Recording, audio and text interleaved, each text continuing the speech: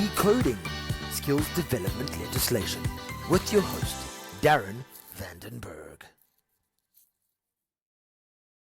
Hi, and welcome back to another episode of the Legislation Review.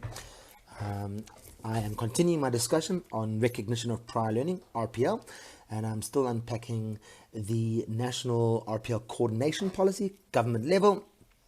Today we're looking at a few more points around this.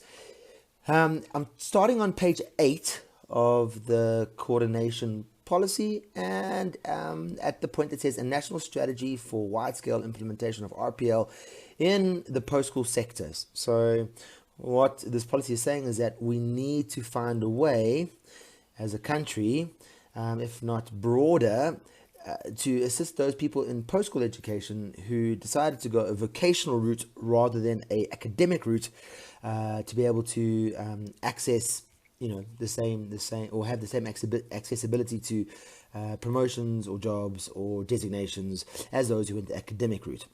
So, point 15 says this: RPL must be seen as a key feature of the lifelong learning system alongside a range of related strategies, mechanisms, and education and training opportunities. Okay, RPL carries specific significance as it is the center to an inclusive, democratic education and training system. It is part of a national drive under the oversight and auspices of the DHET to build a learning culture in every family, village, township, and city. So it's a really cool dream, because what this is trying to achieve is that learning doesn't take place in a classroom or on an e-learning screen or in front of a lecturer. Learning takes place everywhere. Those three places, yes, but also this is talking about family, village, township, and city. So learning takes place all the time. And if RPL is really an inclusive part of your strategy, it becomes less and less about people attending your training session for your specific lecturers to spew their brilliant minds onto the learners. It's about a really good assessment strategy, so people can demonstrate their competence against it. Okay, so it goes on to talk through point 16, which is on page 9. RPL is dual purpose. On one hand, social justice, and on the other hand, access to or advancement through credit accumulation and credit transfer to opportunities for lifelong learning. So it's very much about being able to provide credits to learners for demonstrating competence rather than for having to put their bum on a seat in a training venue and listen to a lecturer. Point 17 goes on to say, for RPL to be fully expressed as part of a democratic learning system, it needs to be given concrete expression in the policies and practices of statutory bodies such as the SACWA, QCTO, education and training organizations. So the policies are definitely there. I mean, even to get accredited in South Africa, you have to have an RPL policy. But what's the point of the policy if it's not really implemented, or if RPL is implemented exactly the same way as live learning would be implemented? It kind of defeats the purpose.